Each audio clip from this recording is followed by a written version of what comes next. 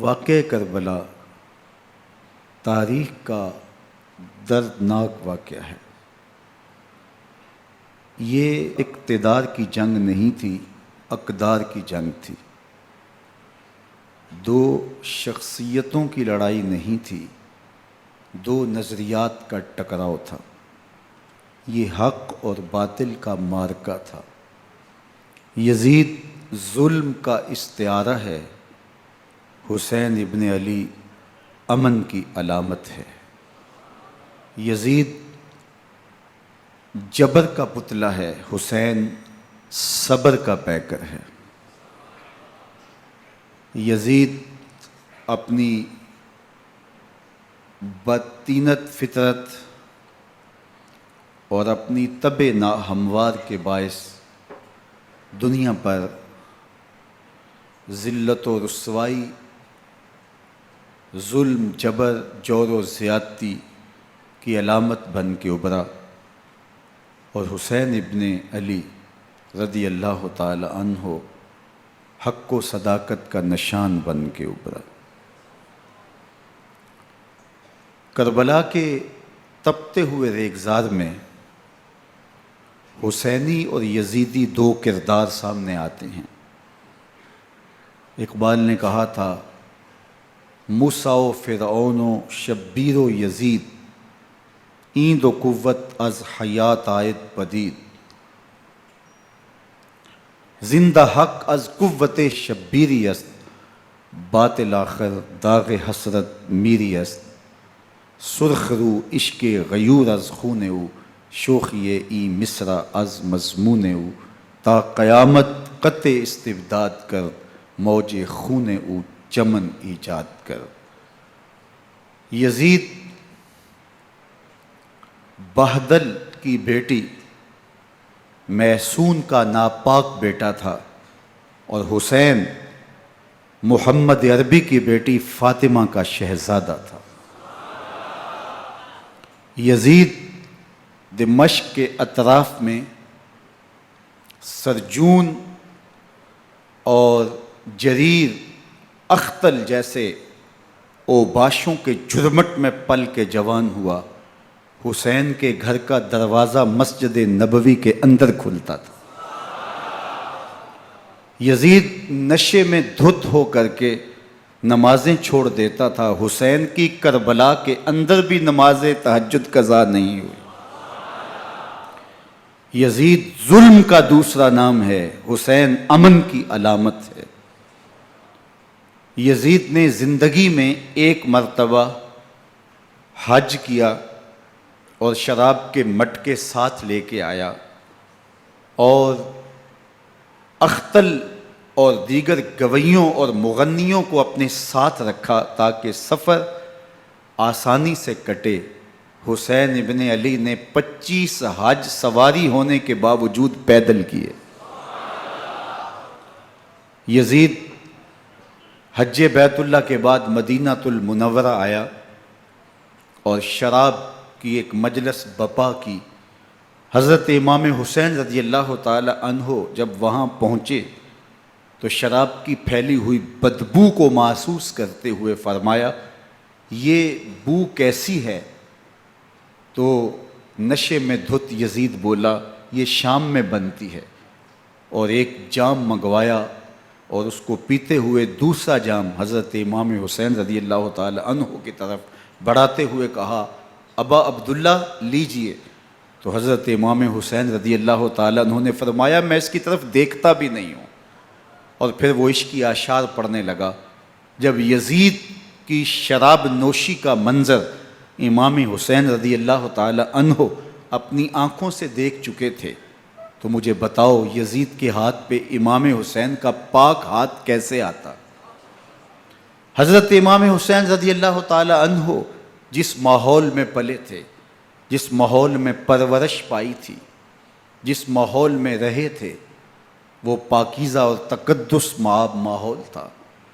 اور یزید کبھی اطراف دمشق میں، کبھی غوطہ میں، کبھی الخضرہ محل میں، اور کبھی کہاں اور کبھی کہاں داد عیش دیتا رہا اور لہو و لعب کے اندر مصروف رہا، اور اس کی زندگی ان چیزوں سے عبارت تھی۔ وہ محرمات کو حلال قرار دیتا، شراب نوشی اس کی ہڈیوں میں رچی ہوئی تھی، اور شریعت بیضا کا مذاق اڑایا کرتا۔ اور حسین ابن علی رضی اللہ تعالی عنہ کی دوستیاں جن لوگوں سے تھی وہ عبداللہ ابن عباس تھے، عبداللہ ابن عمر تھے، حضرت عبد الرحمن بن ابو بکر رضی اللہ تعالی عنہ تھے۔ یزید تو جوا کھیلتا رہا، یزید تو قمار بازی کرتا رہا، یزید تو شراب نوشی کرتا رہا، اور حسین ابن علی مسجد نبوی کے ممبر میں حضور کے پہلوؤں میں بیٹھتے رہے۔ زمانے نے وہ منظر دیکھا کہ سرخ رنگ کے جوڑے پہنے ہوئے حسنین کریمین حجرہ فاطمہ سے نکلتے ہیں، کم عمری کی وجہ سے کبھی گرتے ہیں کبھی سنبھلتے ہیں، اور آقا کریم خطبہ ارشاد کر رہے ہیں، خطبہ چھوڑ کے حضور نے شہزادوں کو اٹھا لیا۔ وہ منظر بھی زمانے نے دیکھا۔ حضرت عبداللہ بن شداد کہتے ہیں کہ حضور سجدے میں تھے اور سجدہ اتنا طویل ہو گیا، ہمیں لگا یا تو وحی کا نزول ہو رہا ہے یا پھر اللہ کا حکم آ گیا اور اللہ کے محبوب کی روح قبض کر لی گئی۔ لیکن میں نے جب نظریں اٹھا کے ننکیوں سے دیکھا تو کیا منظر تھا کہ حسین ابن علی حضور کی پشت پہ بیٹھے ہوئے اور میرے آقا سجدے کو طول دے رہے ہیں۔ اللہ اکبر! حسین کے لیے پیغمبر کے سجدوں کو طول دیا جا رہا ہے۔ حسین ابن علی کبھی ممبر پہ حضور کی اطراف میں بیٹھتے ہیں، وہ منظر بھی دنیا نے دیکھا کہ حضور کے مبارک کندھوں پر حسین ابن علی بیٹھے ہیں اور حضور کی زلفوں کو پکڑا ہوا ہے۔ تو حضرت عمر رضی اللہ تعالیٰ عنہ دیکھ کے کہتے ہیں واہ واہ کیسی سواری میسر آئی حسین ابن علی کو۔ تو میرے آقا مسکرا کے کہتے ہیں عمر سواری دیکھتے ہو سوار بھی تو دیکھو۔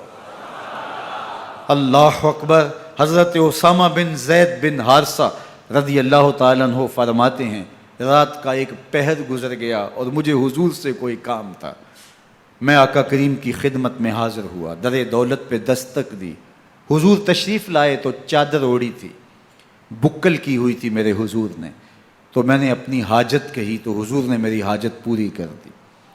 لیکن ایک منظر میں نے دیکھا کہ حضور نے جو چادر کی بکل فرمائی تھی اس کے اطراف میں پہلوؤں میں ابھار تھے، جس طرح اندر کوئی ہو۔ مجھ سے نہ رہا گیا، میں نے پوچھ لیا، میں نے کہا بندہ نواز چادر کے اندر کیا ہے؟ فَكَشَفَهُ، تو حضور نے چادر کو کھول دیا۔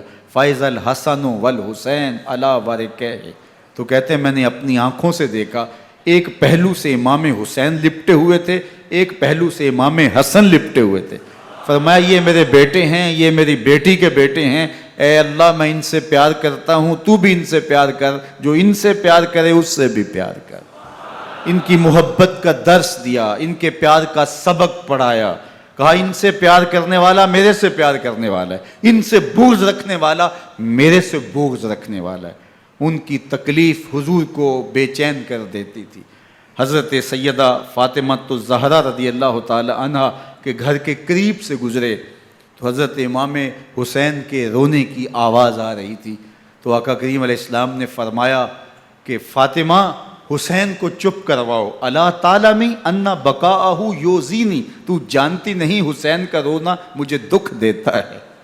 حسین ابن علی کو حضور رونے نہیں دیتے تھے، ان کو دکھی نہیں ہونے دیتے تھے، کیونکہ رسول اللہ صلی اللہ علیہ وسلم جانتے تھے کہ یہ کتنے دکھ سہے گا، کتنی تکلیفوں سے گزرے گا اور کتنے مصائب سہے گا۔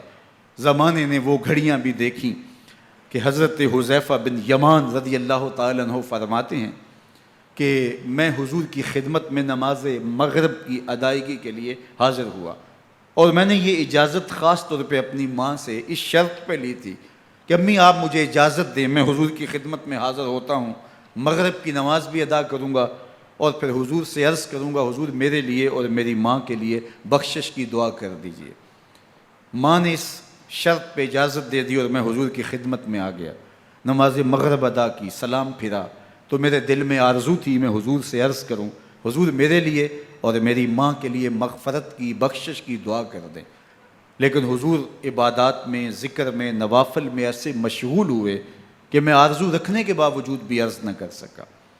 خیر نماز عشاء کا وقت ہوا، اذان پکاری گئی، حضور مصلی پہ آئے، نماز پڑھی، سلام پھرا، تو میرے دل میں پھر خیال آیا کہ ماں سے ایک نماز کی چھٹی لی تھی، نمازیں بھی 2 ہو گئیں، ماں نے جاتے پوچھنا ہے حضور سے میرے لیے اور اپنے لیے مغفرت کی، بخشش کی دعا کروائی تھی، تو کیا جواب دوں گا؟ اور حضور اٹھے اور کاشانہ اقدس کی طرف چل دیے۔ اب میرے دل میں یہ خیال رہ کے آ رہا تھا کہ ماں کو کیا جواب دوں گا؟ میں تو حضور سے بخشش و مغفرت کی دعا کروا ہی نہیں سکا۔ جب حضور چل پڑے تو غیر ارادی طور پہ میں بھی حضور کے پیچھے چل پڑا۔ چلنے میں تھوڑی سی رفتار تیز ہو گئی، جس سے قدموں کی آہٹ پیدا ہوئی۔ تو جب آواز پیدا ہوئی تو حضور نے رخ پھیرے بغیر فرمایا من ھذا، میرے پیچھے پیچھے کون آ رہا ہے؟ پھر خود ہی کہا حذیفہ تو نہیں؟ تو میرا دل دھڑک رہا تھا، قل تو نعم، میں نے کہا جی حضور میں حذیفہ ہوں۔ فرمایا ما حاجتک غفر اللہ لک ولامک، کیا کام ہے؟ اللہ تجھے بھی بخش دے، تیری ماں کو بھی بخش دے۔ اب جو کام تھا وہ جنبش لب سے پہلے ہی ہو گیا، یہاں تو لفظوں کا سہارا بھی نہیں لینا پڑتا، وہ بند لبوں کی بولیاں بھی سنتے ہیں۔ اقبال بولا ہے فروغت صبح آثار و دہور، چشم تو بینندائے ما فی الصدور، تیری نظر تو سینوں کے چھپے راز بھی دیکھتی ہے۔ تو کہا ما حاجتوں کا غفر اللہ لک ولامک، اللہ تجھے بخش دے، تیری ماں کی بھی مغفرت کر دے، کیا کام ہے؟ اب جو کام تھا وہ تو ہو گیا۔ تو میرے حضور نے ارشاد فرمایا حذیفہ سنو، ابھی ایک فرشتہ آیا ہے جو اس سے قبل دھرتی پر پہلے کبھی نہیں آیا، آج پہلی مرتبہ اللہ سے اجازت لے کے 2 کام کرنے آیا ہے۔ ایک تو مجھے سلام کرنے آیا ہے، اور دوسرا خوشخبری دینے آیا ہے کہ آپ کی بیٹی فاطمہ جنتی عورتوں کی سردار ہے، اور حسن اور حسین جنتی جوانوں کے سردار۔ ایک طرف یزید ناپاک میسون کا پلیت بیٹا، اور ایک طرف محمد عربی کا نواسا، فاطمہ کے دودھ کا اثر، علی المرتضیٰ کے خون کی تاثیر، رسول اللہ صلی اللہ علیہ وسلم کے کندھوں پہ بیٹھنے والا۔ ایک دن حضور نے امام حسین رضی اللہ تعالیٰ عنہ کے ہاتھ پکڑ لیے اور ان کے پاؤں اپنے پاؤں پہ رکھے، اور پھر فرمایا بیٹے آگے بڑھو، اور ان کے پاؤں حضور کی پنڈلیوں پہ آئے۔ پھر کہا بیٹے اور آگے بڑھو، حتیٰ کہ ان کے پاؤں حضور کی رانوں پہ آئے۔ پھر فرمایا بیٹا اور آگے بڑھو، تو ان کے پاؤں حضور کے مبارک بطن اقدس پہ آئے۔ پھر بازوؤں کو کھینچ کے اپنے قریب کیا اور حسین ابن علی کے منہ میں اپنی زبان رکھ دی، اور وہ اس طرح چوس رہے تھے جس طرح کھجور چوسی جاتی ہے۔ تو اللہ کے محبوب علیہ السلام نے حسین ابن علی کو اپنی زبان کا لعاب دہن دے کر کے، وہ شیر رحمت دے کر کے، وہ کوثر و تسلیم سے پاکیزہ تر آب رحمت عطا کر کے ان کی ہمیشہ کے لیے پیاس بجھا دی، تاکہ کل کربلا کے تپتے ہوئے ریگزار میں حسین ابن علی کو پیاس کی شدت تنگ نہ کرے اور پائے استقلال میں لغزش نہ آنے پائے۔ ان نازوں سے پالے ہوئے حسین کو، ان محبتوں سے پالے ہوئے حسین ابن علی کو امتحان بھی اتنے بڑے درپیش تھے۔ یاری تیری سونا پر ازمیشاں تیریاں اگ، سونا پرکھیا جامدہ ہے نال اگاں دے لگ۔ جتنا بڑا شخص ہوتا ہے اتنی آزمائشیں بھی بڑی ہوتی ہیں۔ پیغمبر رحمت کی آغوش میں کھیلنے والا، حجرہ فاطمہ کا جانشین، مصلی رسول کا وارث، منبر رسول صلی اللہ علیہ وآلہ وسلم پر حضور کے مبارک پہلو اور گود میں بیٹھنے والا حسین، حضور کی زبان چوسنے والا حسین، حضور کے کندھوں پہ سواری کرنے والا حسین، آقا کریم علیہ الصلوۃ والسلام کے مبارک سجدے کی حالت کے اندر حضور کی پشت پہ کھیلنے والا حسین، جس حسین کا دروازہ مسجد نبوی کے اندر کھلتا تھا اور یزید کی کرتوتوں کے چشم دید گواہ تھے۔ یزید جب تخت نشین ہوتا ہے تو اسے یہ فکر ہوتی ہے کہ امام حسین، عبداللہ بن زبیر، عبداللہ بن عمر، عبداللہ ابن عباس یہ میری بیعت کریں. اور وہ ولید بن عقبہ کو لکھتا ہے کہ ہر صورت میں ان کی بیعت لو، اور اگر بیعت نہ دیں تو سختی کرو. حضرت امام حسین رضی اللہ تعالی عنہ کو بلاوا آتا ہے کہ آپ کو دارالامارت میں گورنر ہاؤس میں بلایا جا رہا ہے. ولید بن عقبہ کا پیغام آپ کو پہنچتا ہے. آپ اس وقت فرماتے ہیں کہ اس وقت جو پیغام پہنچا ہے وہ کسی خطرے سے خالی نہیں ہے. تو کچھ سواروں کو ساتھ لیا، کہا تم دارالامارت کے باہر کھڑے رہنا، اگر میری آواز بلند ہوئی تو اندر آ جانا، ورنہ تم انتظار کرنا. آپ اندر گئے. ولید بن عقبہ نے مروان کو بھی بلایا تھا. مروان بن حکم یہ گورنر مدینہ ولید سے پہلے رہ چکا ہے، تو اس نے مشورہ دیا کہ سختی کی جائے. خیر ولید بن عقبہ نے کہا کہ یہ خط ہے، حضرت امیر معاویہ کا انتقال ہو گیا اور یزید تخت نشین ہوا ہے، لہٰذا وہ آپ سے بیعت کا مطالبہ کرتا ہے. تو حضرت امام حسین رضی اللہ تعالیٰ عنہ نے فرمایا کہ میرے جیسا شخص یوں چھپ کے بیعت نہیں کر سکتا. اور آپ واپس پلٹے. مروان بن حکم نے ولید بن عقبہ کو کہا کہ یہ موقع ہے جانے نہ دیا جائے، اگر یہ نکل گئے تو دوبارہ تم قابو نہیں پا سکو گے، اور انہیں یہیں قتل کر دیا جائے. حضرت امام حسین رضی اللہ تعالیٰ عنہ نے یہ بات سن لی. کہتے ہیں حضرت امام حسین انہی قدموں کے بل واپس پلٹے اور مروان بن حکم سے مخاطب ہو کے کہا، مروان کیا بول رہا ہے؟ وہ خاموش ہو گیا. فرمایا تو جانتا نہیں ہم کون ہیں؟ آنا حسین ابن علی ابن ابی طالب، میں حسین ہوں، میں علی کا بیٹا ہوں. ہمارے گھر میں قرآن اترتا رہا ہے، وحی کا نزول ہوتا رہا ہے، اور یزید فاسق ہے، فاجر ہے، مسلمانوں کا قاتل ہے اور شرابی ہے. میں ڈنکے کی چوٹ پہ یزید کی بیعت سے انکار کرتا ہوں. بس حیدری کچھار سے محمدی شیر نکل آیا ہے. اب اوسان خطا ہو گئے، راستہ چھوڑ دیا، واپس آئے. سیدہ زینب سے ملے. کہا مدینے کو چھوڑنا پڑے گا. کہا بھیا کیا ہوا؟ کہا یزید بیعت لینے پہ مصر ہے اور میں کسی صورت بھی بیعت نہیں کروں گا. رسول اللہ کا مدینہ ہمارے خون سے لالہ زار بنے گا. میں نہیں چاہتا کہ حضور کے شہر نور کی حرمت پامال ہو. دوستو وہ کیسا منظر ہوگا جب حسین ابن علی نے آخری حاضری حضور کے روضے پہ دی ہو. حاجی یا معتمر 10 دن کے لیے، 8 دن کے لیے، 20 دن کے لیے مدینہ المنورہ عارضی سکونت اختیار کرتا ہے، اور حضور کے روضہ انور سے، اس شہر نور سے، ان گلیوں سے، ان بام و در سے ایسا مانوس ہو جاتا ہے کہ جب واپس پلٹ رہا ہوتا ہے ان دعاؤں کے ساتھ کہ دوبارہ آنا بھی نصیب ہو، اور اسے لگتا ہے کہ میں دوبارہ بھی بلایا جاؤں گا، لیکن اس کے باوجود شہر حبیب چھوڑنا قیامت سے کم نہیں ہوتا. اعظم چشتی مرحوم آخری بار جب حضور کے روضہ انور پہ گئے تو بیمار تھے، ویل چیئر پہ تھے. باب بقی سے باہر نکلے تو خادم سے کہا کہ میری ویل چیئر پیچھے سے کھینچو تاکہ میرا رخ روضہ انور کی طرف رہے.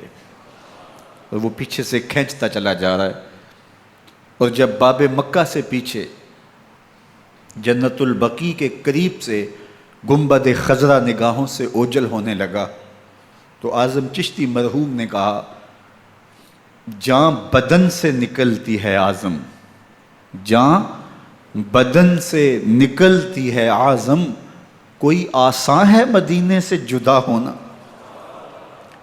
کوئی آسان ہے مدینے سے جدا ہونا. یہ اس شخص کی کہانی ہے جو 10 دن، 5 دن، مہینہ، 2 ماہ وہاں رہتا ہے اور پھر اس شہر کو چھوڑ کے آنا اس کے لیے آسان نہیں ہوتا. اور مجھے بتاؤ کہ حسین جو پیدا مدینے میں ہوا، جس کے گھر کا دروازہ مسجد نبوی کے اندر کھلتا تھا، جو مسجد نبوی کے اندر پرورش پا کے جوان ہوتا ہے اور مدینے کی گلیوں میں کھیلتا رہا، اس حسین ابن علی کے لیے مدینہ چھوڑنا، اور پھر وہ اس بات کا علم اور شعور رکھتے تھے کہ یہ آخری بار حضور کے در پہ حاضری ہے، دوبارہ اس شہر نور میں نہیں آ سکوں گا، تو کیا قیامت ہوگی اور کیا منظر ہوگا۔ محمد بن حنفیہ کے علاوہ خاندان نبوت کے جتنے لوگ تھے ان سب نے شہر مدینہ کو الوداع کہا، اور رات کے موقع میں مدینہ المنورہ کو، مسجد نبوی کو چھوڑ کر کے مکہ کی جانب عازم سفر ہوئے۔ 3 شعبان المعظم کو مکہ المکرمہ پہنچتے ہیں، ادھر کوفیوں کے خطوط آنے شروع ہو جاتے ہیں۔ حضرت امام حسین رضی اللہ تعالیٰ عنہ مسلم بن عقیل رضی اللہ تعالیٰ عنہ کو صورتحال معلوم کرنے کے لیے بھیج دیتے ہیں۔ 40,000 کوفی آپ کے ہاتھ پہ بیعت کر لیتے ہیں۔ ادھر 25 پیدل حج کرنے والے حضرت امام حسین 8 ذی الحج کو احرام باندھتے ہیں، لیکن آپ کو پتہ چلتا ہے کہ حاجیوں کے روپ میں قاتل چھپا دیے گئے، تو آپ اس احرام کو حج کی بجائے عمرے میں بدلتے ہیں اور کوفے کی جانب عازم سفر ہوتے ہیں۔ کائنات والو، ذرا سینے پہ ہاتھ رکھ کے دیکھو کہ یہ کتنا مشکل مرحلہ تھا۔ اس دین کی آبرو کو بچانے کے لیے حضرت امام حسین رضی اللہ تعالیٰ عنہ نے کتنا بڑا قدم اٹھایا۔ آپ کے بہیخہ، دوست، احباب عبداللہ بن عمر یہ سارے روکتے ہیں، عبداللہ بن عباس کہتے ہیں حضرت نہ جائیے، الکوفی لا یوفی، کوفی کبھی وفا نہیں کرتے، آپ کے والد کو وہاں شہید کیا گیا، لیکن آپ ایک فرض کو نبھانے جا رہے ہیں۔ میرے غم گسارو، میرے مہربانوں، نہ روکو مجھ کو جانے دو، مجھے نانے کے دی کی ڈوبتی کشتی بچانے دو، میں جاتا ہوں کہ دنیا پر وفا کا نام رہ جائے، میں رہوں نہ رہوں پر عظمت اسلام رہ جائے۔ میں نہیں جاتا تو نبی کے گھر کی آن جاتی ہے، میں نہیں جاتا تو نبی کے گھر کی آن جاتی ہے، تمہارا دین جاتا ہے، میری غیرت ایمان جاتی ہے۔ حضرت امام حسین یہاں سے چلتے ہیں، ابھی راستے میں ہی پہنچتے ہیں کہ یہ خبر آتی ہے کہ کوفے والوں نے بے وفائی کر دی، حضرت مسلم بن عقیل رضی اللہ تعالیٰ عنہ کو شہید کر دیا گیا، نعمان بن بشیر معزول کر دیے گئے، ابن مرجانہ ابن زیاد وہاں متعین کر دیا گیا جو سخت گیر شخص تھا، اور اس نے لوگوں کو ڈرایا دھمکایا، اور کوفے کے لوگوں کے دل بدل گئے اور وہ بیعتیں توڑنے لگے۔ وہ منظر مسجد کوفہ کا کتنا دلگداز تھا، جب امام نماز کے لیے کھڑے ہوئے تو 40,000 لوگ آپ کے پیچھے تھا۔ جب سلام پھیرا اور امام نے دیکھا کہ پیچھے لوگ نہیں ہیں، پھر لوگوں نے اپنے دروازے بھی بند کر لیے۔ رات کی تنہائیاں ہیں اور حضرت مسلم بن عقیل کو کوئی پناہ دینے والا نہیں ہے، لوگوں نے دروازے بند کر لیے کہ کہیں ہمارے گھر میں نہ آ جائیں اور ہم مشقت اور حکومتی تشدد کا شکار نہ ہوں۔ کتنا دردناک لمحہ ہے حضرت مسلم بن عقیل رضی اللہ تعالیٰ عنہ پہ، اور پھر حضرت مسلم بن عقیل بے دردی سے شہید کر دیے جاتے ہیں۔ آپ ابھی راستے میں ہیں، یہ ساری کہانی پہنچتی ہے کہ حضرت مسلم شہید کر دیے گئے اور بے دردی سے شہید کر دیے گئے۔ وہ جنہوں نے خط لکھے تھے کہ ہم آپ کے ساتھ ہیں اور ہم منتظر ہیں، چشم برا ہیں، آپ کے قدموں کی چاپ سننے کے لیے بےتاب ہیں، آج انہوں نے بیعتیں توڑ دی، 40,000 کوفی منحرف ہو گئے۔ مسجد کوفہ کا وہ منظر کس قدر روح کو تڑپا دینے والا تھا۔ ہم پچھلے سال عصر اور مغرب کے درمیان جب کوفہ پہنچے تو سورج ڈوبنے کے قریب تھا۔ میں نے اپنی زندگی میں اتنا اداس موسم کہیں نہیں دیکھا جتنا اداس موسم کوفے میں دیکھا۔ ایسے لگتا تھا جس طرح کوفے کی آب و ہوا آج بھی شرمندہ ہے۔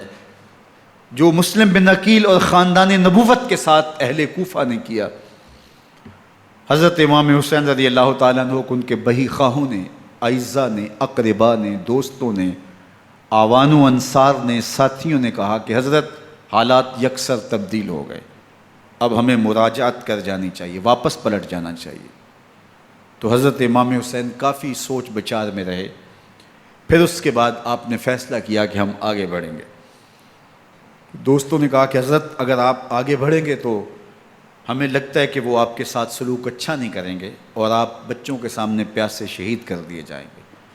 تو حضرت امام حسین رضی اللہ تعالیٰ عنہ نے وہاں ایک خطبہ ارشاد فرمایا کہ لوگو، تم جو مجھے بتا رہے ہو مجھے اچھی طرح معلوم ہے، جو تم مجھے منظر پیش کر رہے ہو وہ میری نگاہوں میں ہے، اور جو کچھ ہونے والا ہے چشم تصور وہ منظر دیکھ رہی ہے۔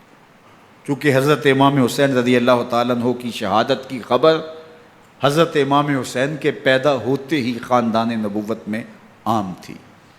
حضور علیہ الصلوۃ والسلام کو یہ بات جبریل امین نے آ کے بتائی تھی جب حسین ابن علی کے ساتھ حضور محبت کا اظہار کر رہے تھے، تو یہ جبریل امین نے آ کے کہا تھا حضور آپ کا یہ بیٹا ارض طف میں شہید کر دیا جائے گا، اور کربلا کی مٹی لا کے حضور کو دی اور ام سلمہ کو حضور نے عطا کر دی۔ حضرت ام سلمہ کہتی ہیں کہ ایک دن میں سوئی تو خواب دیکھا کہ حضور کے مبارک بال بکھرے ہوئے ہیں اور سخت پریشان ہیں، تو میں نے کہا کہ حضور آپ کی یہ کیا حالت ہے؟ وَبِيَدِهِ قَارُورَةٌ، اور حضور کے ہاتھ میں ایک شیشی ہے، فِيهَا دَمٌ، جس کے اندر خون ہے۔ تو میں نے کہا حضور یہ کیا؟ فرمایا میں قتل گاہ حسین سے آ رہا ہوں اور یہ حسین ابن علی کا خون ہے۔ تو کہا 10 محرم کا دن تھا، دوپہر کا یہ منظر تھا، میں قیلولہ کر کے اٹھی، جب میں نے دیکھا تو وہ شیشی جس میں کربلا کی مٹی رکھی تھی وہ خون بن چکی تھی۔ تو یہ خبر پہلے دی گئی تھی، یہ بتا دیا گیا تھا۔ فرمایا میرے دوستو، جو تم مجھے بتاتے ہو میں اس سے بے خبر نہیں ہوں، یہ سب کچھ ہونے والا ہے، لیکن اس کے باوجود میں کیوں جا رہا ہوں؟ تو آپ کا ایک تاریخ ساز جملہ ہے جو کربلا کے فلسفے کو ہمارے سامنے رکھتا ہے کہ یہ اتنا بڑا امتحان کیوں دیا۔ حضرت امام حسین رضی اللہ تعالیٰ عنہ نے فرمایا وَلَكُمْ فِيَّ أُسْوَةٌ، میں اس لیے جا رہا ہوں قیامت تک ظلم، جبر اور ناانصافی کے خلاف کھڑے ہونے والوں کے لیے کوئی نمونہ تو ہو۔ میری زندگی قیامت تک ظلم، جبر اور استحصالی نظام کے خلاف کھڑے ہونے والوں کے لیے نمونہ ہے۔ تو حضرت امام حسین رضی اللہ تعالیٰ عنہ نے حق اور باطل کے درمیان ایک سرخ لکیر کھینچ دی اپنے خون سے۔ اب حق اور باطل کا امتیاز کرنا مشکل نہیں ہے، کوئی باطل پہ اڑا رہے تو الگ بات ہے، لیکن امتیاز کرنا مشکل نہیں ہے۔ حدود بالکل واضح کر دیں۔ اقبال نے یہاں کتنی خوبصورتی کے ساتھ اس مضمون کو نبھایا۔ سرخ رو عشق غیور از خون او، شوخی این مصرع از مضمون او، تا قیامت قطع استبداد کر، موج خون او چمن ایجاد کر۔ ایک جہاں آباد کر دیا، حق اور باطل کی راہیں اجال دی۔ اب لوگوں کو یزید کا چہرہ پہچاننے میں دیر نہیں لگتی، وقت کے ہر یزید کا چہرہ آسانی سے پہچانا جا سکتا ہے۔ یہ معرفت زمانے کو کروائی کس نے؟ حسین ابن علی نے کروائی رضی اللہ تعالی عنہ۔ تو حضرت امام حسین نے فرمایا کہ جو میرے ساتھ ہونے والا ہے میں اچھی طرح جانتا ہوں، لیکن میں اس کے باوجود آگے بڑھوں گا۔ پھر بڑھے اور کربلا میں جا کے خیمہ زن ہو گئے۔ 7 محرم کو پانی بند کر دیا گیا۔ پانی بند ہوا تو کھانا بھی میسر نہیں تھا، لیکن ذکر پانی کا ہوتا ہے اس لیے کہ کھانے کے بغیر انسان کئی دن کاٹ لیتا ہے، لیکن پانی کے بغیر گزر نہیں ہوتی۔ تو فرات کی نہر سامنے اپنی موجوں کے ساتھ چمک رہی ہے، لیکن ایک قطرہ آب بھی آل رسول کو نہیں دیا جا رہا۔ کائنات کے اندر ایسے انوکھے امتحان بھی ہوتے ہیں۔ وارثوں ساقی کوثر کے، مالک ہوں حوض کوثر کے، اور بیٹے ہوں ساقی کوثر کے، اور آج ایک بوند پانی کی بھی میسر نہ ہو۔ صبر کا امتحان ہے، عزیمت کا امتحان ہے۔ حضرت امام حسین رضی اللہ تعالیٰ عنہ خیمہ زن ہو گئے۔ 3 دن تک پانی بند رہتا ہے۔ 9 محرم کو رات کی تنہائی میں حملہ آور ہونا چاہتے ہیں، لیکن آپ نے کہا کہ ہمیں اللہ کے حضور عبادت اور ذکر کے لیے وقت دیا جائے۔ ساری رات ذکر میں گزرتی ہے، عبادات میں گزرتی ہیں۔ رات کے اندھیرے میں آپ چراغ بجھا دیتے ہیں۔ آوان و انصار کو کہتے ہیں کہ ان کی دشمنی میرے ساتھ ہے، انہیں میرا خون چاہیے، اگر تم رات کی تاریکی میں نکل جاؤ تو میں تم سے کوئی مواخذہ نہیں کروں گا، اور یہ بھی تمہارا پیچھا نہیں کریں گے، اس لیے کہ ان کا مطلوب تم نہیں ہو، ان کا مطلوب میں ہوں۔ جب چراغ جلایا تو کوئی بھی نہیں گیا۔ مسلم بن نوسجہ کھڑے ہو کے کہتے ہیں حضرت اگر ہمارے بدن کو 70 بار کاٹا جائے اور جلایا جائے اور ہواؤں میں اڑا دیا جائے پھر بھی آپ کا ساتھ نہیں چھوڑیں گے۔ 70 سال کے بوڑھے ہیں حبیب بن مظاہر، کہتے ہیں حضرت آپ کو چھوڑ کے جائیں کہاں، آپ کو چھوڑ کے جائیں کہاں؟ کوئی ساتھ چھوڑنے کے لیے تیار نہیں ہے۔ پیاس ہے، سخت گرمی ہے، کربلا کا ماحول ہے، 72 افراد اور خاندان کی خواتین میدان کربلا میں خیمہ زن ہیں۔ دوسری طرف لشکر اعداء اشقیا 22,000 کی تعداد میں مقابلے میں، ایک روایت 30,000 کی ہے۔ ان صرف 72 پیاسے لوگوں کے لیے اتنے لوگوں کو جمع کرنے کا مقصد خوف زدہ کرنا تھا۔ شرط ہے کہ یزید کی بیعت کر لیں، محاصرے توڑ دیں گے، پانی دستیاب ہوگا، اعزاز و اکرام سے نوازا جائے گا، خزانوں کے منہ کھول دیے جائیں گے۔ لیکن حسین ابن علی کہتے تھے سب کچھ لٹ جائے گا، باطل کے ہاتھ پہ ہاتھ نہیں رکھوں گا۔ اللہ اکبر۔ اب صبح طلوع ہوتی ہے، عاشور کا دن چڑھتا ہے، سورج اپنی پوری تمازت کے ساتھ گرمی برسا رہا ہے۔ آج خاندان نبوت کا امتحان زمانے نے دیکھنا ہے۔ رسول اللہ کا لعاب چوسنے والا اس کے صبر کا آج امتحان ہے۔ حضور کے کندھوں پہ کھیلنے والے حسین کا آج امتحان ہے۔ اللہ اکبر۔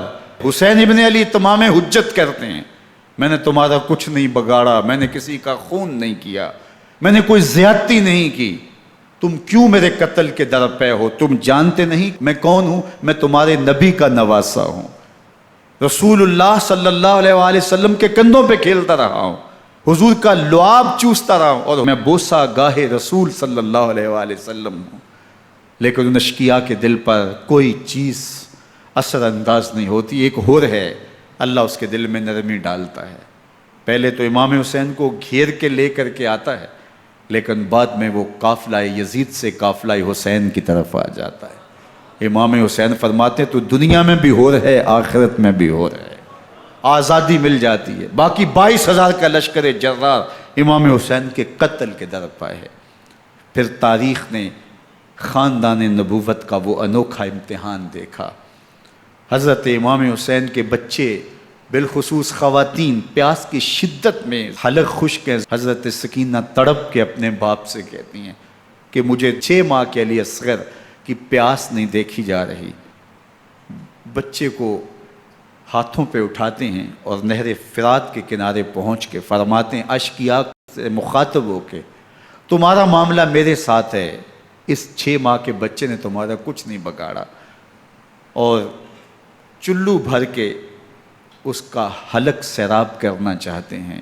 ایک 2 شاخہ تیر آتا ہے جو حضرت علی اصغر کے گلے کو چیر دیتا ہے۔ راوی لکھتے ہیں کہ وہ عام تیر نہیں تھا، جانوروں کو شکار کرنے کے لیے جو بڑے تیر ہوتے ہیں وہ 2 شاخہ تیر تھا۔ وہ گردن کو کاٹ دیتا ہے، خون بہنے لگتا ہے، گردن لٹک جاتی ہے۔ حضرت امام حسین وہ بہتا ہوا خون اپنے چلو میں لیتے ہیں اور آسمان کی طرف اچھال کے کہتے ہیں مالک حسین کی یہ قربانی بھی قبول فرما۔ یہ تماشا لبے بام نہیں ہے۔ بچہ بیمار ہو، ڈاکٹر جواب دے دیں، ماں باپ کے ہاتھ پھول جاتے ہیں۔ زندگی کی سانسیں ابھی چل رہی ہوتی ہیں، لیکن ڈاکٹر کہے کہ یہ میرے بس کا روگ نہیں ہے، کہیں اور لے جاؤ، تو زندگی کا لف و نشر غیر مرتب ہو جاتا ہے۔ میں سلام پیش نہ کروں حسین ابن علی کو، 6 ماہ کا علی اصغر ہاتھوں میں دم توڑتا ہے، گردن لٹک جاتی ہے، خون بہہ رہا ہے۔ اب خیموں کی طرف بڑھ رہے ہیں لیکن زبان پہ شکایت نہیں ہے، کہتے ہیں مالک حسین کی یہ قربانی قبول کر لے۔ اب خیموں کی طرف آنا، شہر بانوں ام رباب سیدہ زینب حضرت سکینہ سلام اللہ علیہا کا سامنا کوئی آسان کام نہیں تھا، لیکن حسین ابن علی آتے ہیں، شہزادے کو یہاں خیموں کے قریب رکھ کے کہتے ہیں کہ یہ حوض کوثر سے سیراب ہو گیا ہے۔ اللہ اکبر، کوہرام مچ جاتا ہے خیموں کے اندر، کیا منظر ہوگا اور ان کو کن الفاظ کے پیرائے میں ڈھال کر کے ان کیفیات کو بیان کیا جا سکتا ہے جو اہل بیت کے خیموں کے اندر علی اصغر کی شہادت کے بعد کا منظر رقم ہو رہا ہوگا۔ اللہ اکبر، ادھر اشکیا آوازیں دے رہے ہیں، مبارزت کے لیے پکار رہے ہیں۔ زمانے نے پھر وہ منظر بھی دیکھا کہ جوان بیٹے کو 18 سال کی کمائی حضرت امام حسین میدان عمل میں بھیج رہے ہیں۔ وہ علی اکبر جو حسین کا نور نظر ہے، آنکھوں کا قرار ہے، دل کی تسکین ہے۔ اور پھر حضرت علی اکبر جب گھوڑے کی زین سے فرش زمین پہ گرتے ہیں تو باپ کو آواز دیتے ہیں، اور حضرت امام حسین جو ہے وہ آگے جا کے بیٹے کی لاش اٹھاتے ہیں۔ اللہ اکبر، 18 سال کے بیٹے کی لاش کو کندھوں پہ اٹھا کے خیموں تک لاتے ہیں اور ہاتھ پھیلا کے کہتے ہیں مالک حسین کی یہ قربانی بھی قبول فرما۔ کبھی قاسم بن حسن کی لاش اٹھا کے لاتے ہیں، کبھی اون و محمد کی لاشیں اٹھا کے لاتے ہیں، بتیجوں کی، بھانجوں کی، بھائی عباس کے کٹے ہوئے بازو اور زخموں سے چھدا ہوا لاشا۔ کیا کیا قیامتیں تھیں جو اس کربلا کے ایک میدان کے اندر نہیں توڑی گئیں۔ حضرت امام حسین پر دکھ پہ دکھ، تکلیفوں پہ تکلیفیں، اب 71 لاشیں اٹھا کے خیموں تک پہنچا چکے، اور ادھر مبارزت کی دعوت دی جا رہی، آؤ میدان عمل میں آؤ، اب دیر کیوں کر رہے ہو۔ رسول اللہ کا حرم، رسول اللہ کی شہزادیاں جو نازوں میں پلی تھیں، وہ کلیاں جو شبنم کا بوجھ بھی گوارا نہیں کر سکتی تھی، آج مصیبتوں کے پہاڑ ٹوٹ گئے۔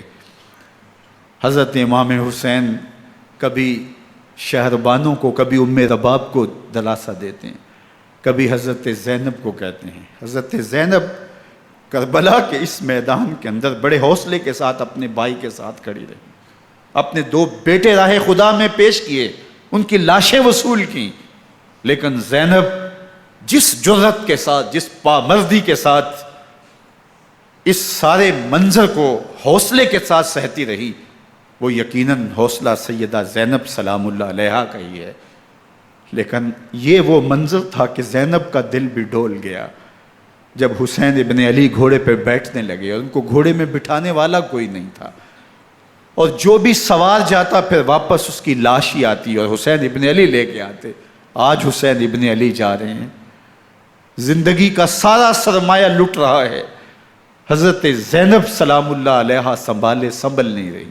حضرت امام رضی اللہ تعالیٰ عنہ اٹھے اور آپ نے حضرت زینب کو صبر کی تلقین کی اور کہا کہ صبر ہی بہترین ذریعہ ہے اور اللہ کی قربت کا ایک بہترین سبب ہے، اور ان کو صبر کی تلقین کرتے ہوئے فرمایا کہ میرے بعد تم نے اس ذمہ داری کو سنبھالنا ہے، اور ان مخدرات اسلام کی، ان شہزادیوں کے پردے کی تم نے حفاظت کرنی ہے۔ اور پھر گھوڑے کی زین کس کے امام حسین لشکر اشکیا کی طرف بڑھتے ہیں۔ اب خیموں سے سسکیوں کی آواز آ رہی ہے، ان کا سردار، ان کا تاجدار آج سب کو چھوڑ کے کربلا کے میدان کی طرف بڑھ رہا ہے۔ جرم کیا کیا، قصور کیا کیا، اس نے کیا زیادتی کی کہ آج نیزوں اور انیوں کے مقابلے میں 22,000 کا لشکر حضرت امام حسین پہ ٹوٹ پڑتا ہے۔ آپ پھر تمام حجت کرتے ہیں میں نے کسی کو قتل نہیں کیا، خون ناحق نہیں بہایا، میرے خون کے درپے کیوں ہو، اپنی آخرت کیوں برباد کرتے ہو، تم جانتے نہیں میں کون ہوں، میں تمہارے نبی کا نواسا ہوں۔ لیکن ابن زیاد کہتا ہے مقابلے میں آؤ۔ پھر حضرت امام حسین رضی اللہ تعالیٰ عنہ مقابلے میں آتے ہیں، اور جب گھوڑے کو ایڑ لگا کے دشمن اشقیاء پہ ٹوٹتے ہیں تو پھر ایسا منظر ہوتا ہے کہ وہ بھیڑ بکریوں کی طرح آگے بھاگتے ہیں۔ 71 زخم کلیجے پہ لیے شجاعت کا یہ پیکر جب میدان میں آتا ہے، آواز آتی ہے یہ کون ذی وقار ہے، بلا کا شاہ سوار ہے، لباس ہے پھٹا ہوا غبار سے اٹا ہوا، تمام جسم نازنی چدا ہوا کٹا ہوا، یہ نبی کا نور عین ہے، یہ بالیقین حسین ہے، یہ حسین ابن علی ہے رضی اللہ تعالیٰ عنہ۔ پھر چاند بادلوں میں گھر جاتا ہے، شامی غنڈے تیر برساتے ہیں، تلواروں سے آپ کے بدن پر ضربیں لگاتے ہیں اور نیزوں سے آپ کے بدن کو پرو دیتے ہیں۔ جب آپ کا پیراہن بعد میں اتارا گیا تو آپ کے پیراہن میں 122 سوراخ تیروں کے تھے، 33 زخم تلواروں کے اور 34 گھاؤ نیزوں کے تھے۔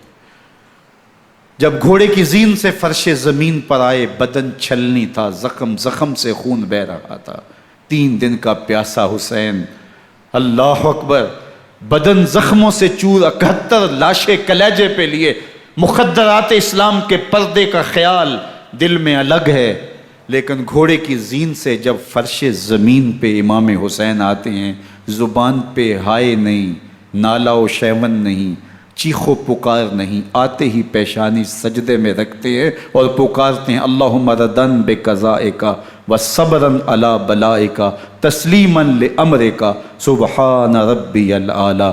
مالک گھر لٹا کے، بچے لٹا کے، خاندان سب کچھ قربان کر کے، اپنے بدن کو زخموں سے چھلنی کروا کے، تیروں اور نیزوں کی انیوں سے اپنے آپ کو زخمی کروا کے، تیرے حضور سر جھکا کے یہ اقرار کرتا ہوں کہ حسین تیری تقدیر پہ راضی ہے، مالک تو بھی بتا، تو بھی حسین پہ راضی ہوا ہے کہ نہیں ہوا۔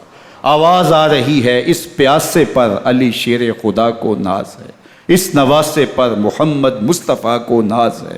اوروں نے بھی سجدے کیے پر اس کا عجب انداز ہے، اس نے وہ سجدہ کیا جس پر خدا کو ناز۔ حسین ابن علی رضی اللہ تعالیٰ عنہ کا سر انور دستے قاتل نے تب کاٹا جب وہ سجدے میں جھکا ہوا تھا۔ یزید نے کہا میں بیعت لوں گا، امام حسین نے کہا کبھی بھی نہیں دوں گا، یہ سر کٹ سکتا ہے جھک نہیں سکتا۔ سر کاٹ کے نیزے کی نوک پہ چڑھا دیا گیا اور یہ اس بات کا اعلان تھا کہ ہم جیت گئے اور حسینی ہار گئے، اور لشکر یزید میں غوغا مچ گیا، نقارے بجنے لگے کہ ہم جیت گئے، دیکھو امام حسین شہید کر دیے گئے، اور سر کاٹ کے نیزے کی نوک پہ چڑھایا گیا۔ لیکن لشکر یزید سے ہی آواز آئی یہ کیسا سر ہے جو کٹ کے بھی سر بلندی ہے، کٹ گیا ہے پھر بھی اونچا ہے، اللہ اکبر، یہ سر سجدے میں کٹا ہے، رب کے حضور عبادت کی حالت میں کٹا ہے۔ حسین آج بھی سجدے میں ہے، اللہ اکبر، حسین آج بھی سجدے میں ہے، بلکہ کٹے ہوئے سر کا رخ زمین کی جانب تھا اور کٹی گردن آسمان کی طرف، یوں نیزے پہ پرویا گیا۔ اللہ اکبر، ایک شاعر نے نقشہ کھینچا، بآنکھ سر نیزے پہ اور سوئے زمیں ہے روح، یعنی سجدہ ثانی کی ہے آرزو۔ رکعت کے 2 سجدے ہوتے ہیں، ابھی ایک سجدہ ہوا تھا کہ دست قاتل نے سر کاٹ دیا، کہا حسین کی پیشانی میں دوسرے سجدے کی تمنا مچل رہی ہے۔ یہ تھا حسین ابن علی کا سجدہ، ساری زندگی رب کے حضور سجدہ قضا نہیں ہونے دیا۔ آج پانی نہیں ہے، اللہ اکبر، آج تیمم کر لیتے ہیں، آج اپنے خون کو اوڑھ کر کے حسین نے اپنی پیشانی اپنے مالک کے حضور جھکا کر کے عظیمت کی وہ انوکھی داستان رقم کر دی کہ صدیاں گزرنے کے باوجود بھی ان کی یادوں کے چراغ روشن ہیں۔ جب حضرت امام حسین اور دوسرے آیان و انصار کو شہید کر دیا گیا تو ان کے سر نیزوں کی نوک پہ چڑھا دیے گئے، حضرت امام حسین کا کٹا ہوا سر اور باقی 71 افراد کے کٹے ہوئے سر نیزوں کی نوک پہ، اور 10 سواروں کو ابن سعد نے کہا کہ ان کو رون دو، اور گھوڑوں کی ٹاپوں تلے حضرت امام حسین رضی اللہ تعالیٰ عنہ اور ان کے آوان و انصار کو جو ہے وہ روندا گیا، حتیٰ کہ ان کی استخوان مبارک، ان کی ہڈیاں بھی چور چور ہو گئیں۔ روننے سے قبل ان کا لباس اتار لیا، ان کے کپڑے اتار لیے گئے۔ اللہ اکبر، کیسی دردناک گھڑیاں تھیں۔ یزید کا صرف یہی بد کرداری کا مرحلہ نہیں تھا، اس کربلا کے صحرا کے اندر یزید نے جس طرح امام حسین رضی اللہ تعالیٰ عنہ کو شہید کیا اور حضرت امام حسین کے خاندان کو شہید کیا، جب مدینہ المنورہ پر یزید نے مسلم بن عقبہ کو مقرر کیا، جس کو بزرگوں نے مصرب بن عقبہ کہا ہے، تو اس کو کہا 3 دن تک مدینے کا حرم تمہارے لیے حلال ہوگا، جو چاہو تم کرنا، اور شامی فوجوں کو اجازت ہوگی۔ تو وہاں بھی انہوں نے 10,000 تابعین اور 700 صحابہ کو شہید کیا۔ حضرت ابو سعید خدری رضی اللہ تعالیٰ عنہ گھر سے باہر نکلے، کافی بوڑھے ہو چکے تھے، تو انہوں نے حضرت ابو سعید خدری کو پکڑ لیا، کہا تم کون ہو؟ کہا مجھے ابو سعید خدری کہتے ہیں۔ تو کہا ہاں تمہارا نام سنا ہے، اور داڑھی سے پکڑ کے کھینچا اور کہا کہ ہے تمہارے پاس جو ہمیں دو؟ تو کہا کہ میرے پاس تو کچھ بھی نہیں، میں تو فقیر آدمی ہوں۔ تو ان کے گھر ان کو لے گئے، تو 2 کبوتر رکھے تھے حضرت ابو سعید خدری نے، تو وہ کبوتر لوٹ کے لے گئے۔ اللہ اکبر۔ حضرت ابن سنان رضی اللہ تعالیٰ عنہ کو، جو حضور کے علم بردار تھے فتح مکہ کے دن، ان کو ستو پہلے پلائے اور پھر ان کی گردن کاٹی گئی، اور کہا یہ ہے وہ ستو جو تم زندگی میں آخری بار پیو گے۔ ایک گھر میں داخل ہوئی شامی فوج، تو ایک خاتون کے ابھی بچہ پیدا ہوا تھا، اور قابلہ نے، دائیا نے وہ بچہ ماں کی چھاتی پہ لٹایا، اور وہ ماں کا پہلا دودھ پی رہا تھا۔ تو یہ جا کے کہنے لگے نکالو تمہارے پاس جو کچھ ہے۔ تو اس خاتون نے کہا تم جانتے ہو یہ بچہ کون ہے؟ تو انہوں نے کہا ہم نہیں جانتے۔ کہا یہ حضرت ابن ابی کبشہ انماری رضی اللہ تعالیٰ عنہ کا بچہ ہے، اور یہ وہ صحابی ہیں کہ جو بیت الشجرہ کے موقع پہ حضور کے ہاتھ پہ بیعت کرتے ہیں۔ انہوں نے اس چیز کا لحاظ نہ کیا کہ جو کچھ ہے وہ ہمیں دو، ورنہ تیرے بچے کو نہیں چھوڑیں گے۔ تو ماں بچے سے مخاطب ہو کے کہتی ہے، ابھی بچہ پیدا ہوا ہے اور ماں سے پہلا دودھ پی رہا ہے، کہ بیٹے اگر میرے پاس کچھ ہوتا، وہ قیمتی سے قیمتی چیز بھی ہوتی، تیری جان کے لیے قربان کرتی، لیکن اس وقت میرے پاس کچھ ہے نہیں۔ تو ایک شکی آگے بڑھا اور بچے کو ایک ٹانگ سے پکڑ کے کھینچ کے دیوار کے ساتھ پٹک کے مارا، جس سے دماغ کا بھیجا نکل گیا۔ کیا کیا زیادتیاں نہیں کی۔ 700 صحابہ حرہ کے واقعہ میں شہید کیے یزید نے، اور 10,000 تابعین شہید کیے۔ مسجد نبوی میں ممبر رسول کے ساتھ گھوڑے باندھے، اور وہ ممبر رسول اور مصلی رسول کے قریب لید کرتے رہے۔ حضرت سید عبد المسیب فرماتے ہیں میں نابینا تھا اور حضور کے روضہ انور کے پاس بیٹھا تھا، اور یزید کے سپاہی آتے، جو بھی مسجد میں نظر آتا پکڑ کے لے جاتے، مجھے نابینا سمجھ کے چھوڑ دیتے، لیکن میں پریشان تھا کہ ظہر کا وقت ہوگا، عصر کا وقت ہوگا، مغرب عشاء کا وقت ہوگا، نہ اذان نہ اقامت نہ جماعت، تو کیسے مجھے پتہ چلے گا کہ نماز کا وقت ہو گیا، اور کیسی میری نمازوں کا کیا بنے گا؟ میں اس فکر میں بیٹھا تھا۔ لم ازل اسمع الاذان والاقامت من قبر رسول اللہ صلی اللہ علیہ وآلہ وسلم۔ فرماتے ہیں جب بھی پھر نماز کا وقت آیا، گنبد خضرا سے اذان کی بھی آواز آئی، اقامت کی بھی آواز آئی۔ 3 دن تک مسجد نبوی کے اندر گھوڑے بندے رہے، اور مدینہ کی حرمت پامال کی۔ مدینہ کے گھروں کے اندر یہ بدکماش داخل ہوئے، اور جو بدکاریاں انہوں نے کی، کلیجہ منہ کو آتا ہے۔ 1002 شیزائیں ان بدکاروں کی بدکاریوں کی وجہ سے کنواری حالت کے اندر حاملہ ہوئی۔ 3 دن تک مدینے کا حرم انہوں نے پامال کیا، اور پھر مکہ المکرمہ میں کعبۃ اللہ پر گولے برسائے، اور کعبہ کا غلاف جل گیا۔ وہ تو یزید مر گیا، اور حضرت عبداللہ ابن زبیر رضی اللہ تعالیٰ عنہ نے اپنی خلافت کا اعلان کیا۔ یزید کے یہ کرتوت تھے، ادھر اہل مدینہ کو ستایا، ادھر اہل مکہ کو ستایا، اور رسول اللہ صلی اللہ علیہ وسلم کے خانوادے کی بے حرمتی اور توہین کی۔ نہ صرف انہیں قتل کیا گیا، ان کی لاشوں پہ گھوڑے دوڑائے۔ ابن سعد اور شمر جو ہے وہ خیموں میں داخل ہوا، اور مخدرات اسلام کی چادریں چھیننے کی کوشش کی۔ حضرت زینب سلام اللہ علیہ نے مخاطب ہو کے کہا ہمارے چہرے کے رکھوالے چلے گئے ہیں، ظالم تو خیال نہیں کرتا ہم رسول اللہ کی بیٹیاں ہیں۔ حضرت شہربانو، حضرت زین العابدین اور حضرت زینب سلام اللہ علیہم، ان تینوں کو ایک اونٹ پہ باندھا گیا، اور باقی اونٹوں پہ باقی سادات کو، حضور کی شہزادیوں کو باندھا گیا، رسیوں میں جکڑا گیا، اور اونٹوں پہ باندھ کر کے کوفے کی جانب آگے آگے شہیدوں کے سر چل رہے ہیں، اور پیچھے یہ قافلہ چل رہا ہے۔ اور جب یہ قافلہ وہاں سے گزرا جہاں لاشیں پڑی تھی، امام زین العابدین 14 سال کے تھے اور بیمار تھے، اور ان کا حوصلہ نہ ہوا، وہاں غشی ان کے اوپر آنے لگی، اور وہ منظر ابن کثیر نے، باقی لوگوں سب نے لکھا ہے کہ پھر جب ان کی یہ حالت ہوئی تو پھر سیدہ زینب سلام اللہ علیہ، جنہوں نے ابھی تک بڑے حوصلے کے ساتھ ساری مشکلات کا مقابلہ کیا تھا، اب ان کے بندھن ٹوٹ گئے اور آنکھوں سے آنسو بہنے لگے، اور سیدہ زینب نے امام حسین رضی اللہ تعالیٰ عنہ کی لاش پہ کھڑے ہو کے، اور وہ روندی ہوئی لاش، ٹوٹی ہوئی ہڈیاں، اور وہ برینا بدن، کٹا ہوا سر نیزے کی نوک پہ، اور لاش یہ پڑی ہے، تو حضرت سیدہ زینب نے مدینے کی طرف منہ کر کے جو ہے وہ حضور سے فریاد کی، یا محمد آہو، یا محمد آہو، ھذا حسین بالآراء مزمل بالدماء، یا محمد آہو بناتوں کا سبایا۔ یا رسول اللہ، اے پیارے آقا، یا جد آہو، اے ہمارے نانا محترم، یہ دیکھیے آپ کا حسین پڑا ہوا ہے، بدن سے کپڑے اتار لیے گئے، خاک ہوائیں اڑا رہی ہیں، اور اس کے اوپر چادر جو ہے وہ مٹی کی پڑ گئی ہے۔ حضور آپ کی اولاد کاٹ دی گئی، اور پھر کہا بناتوں کا سبایا، حضور دیکھیے آپ کی بیٹیوں کے ہاتھ باندھ دیے گئے ہیں، اونٹوں پہ کس دیا گیا ہے، سر شہیدہ آگے آگے چل رہے ہیں، اور حضرت سیدنا امام حسین کا آگے آگے سر ہے۔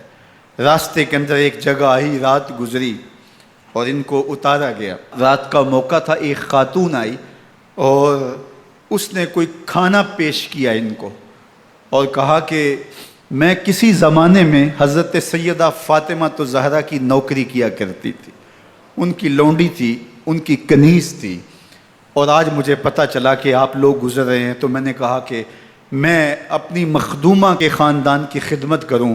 اور پھر اس نے کہا کہ اس وقت سیدہ کی گود میں ایک 6-7 ماہ کی بچی تھی جس کو زینب کہا کرتے تھے، تو سیدہ زینب نے کہا کہ اماں اگر پہچانتی ہو تو وہ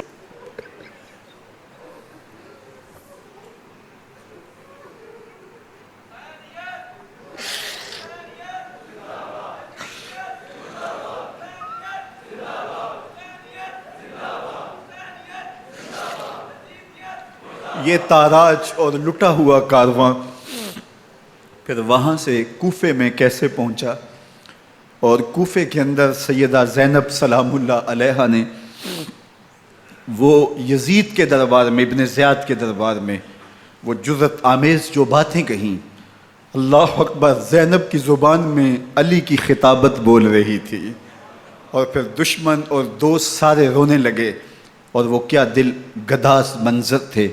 اور پھر یہ سروں کا قافلہ اور سادات کرام کا مشکیں کسی ہوئی ہیں اور اونٹوں پہ باندھے ہوئے، ان کو وہاں سے پھر قادسیہ، اور قادسیہ سے پھر دمشق یزید کے دربار میں پہنچایا گیا، اور وہاں سے یہ لٹے ہوئے خانمہ برباد تاراج لوگ مدینہ المنورہ میں کیسے پہنچے، اور اہل مدینہ نے کیسے استقبال کیا، اور وہ منظر کتنا دلگداز تھا جب اہل مدینہ زینب سے پوچھتے تھے زینب حسین کہاں ہے؟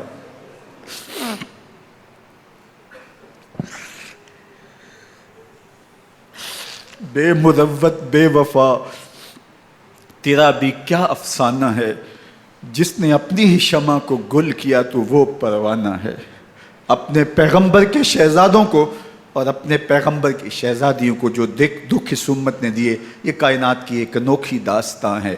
اللہ ہمیں اسوہ شبیری پہ عمل کی توفیق عطا کرے اور ان کے نقوش پاک کی برکتیں دے، اہل بیت کی محبت ہماری روحوں میں جذب کر دے، اور جس عظیمت کے ساتھ، جس حوصلے کے ساتھ انہوں نے دکھوں کو جھیلا، جو دہکتی آگ کے شعلوں پہ سویا وہ حسین، جو جواں بیٹے کی میت پر نہ رویا وہ حسین، جس نے سب کچھ کھو کے کچھ نہ کھویا وہ حسین، مرتبہ اسلام کا جس نے دوبالا کر دیا، خون نے جس کے دو عالم میں اجالا کر دیا، جو کہ سوزے غم کو سانچے میں خوشی کے ڈھال کے مسکرایا موت کی آنکھوں میں آنکھیں ڈال کے۔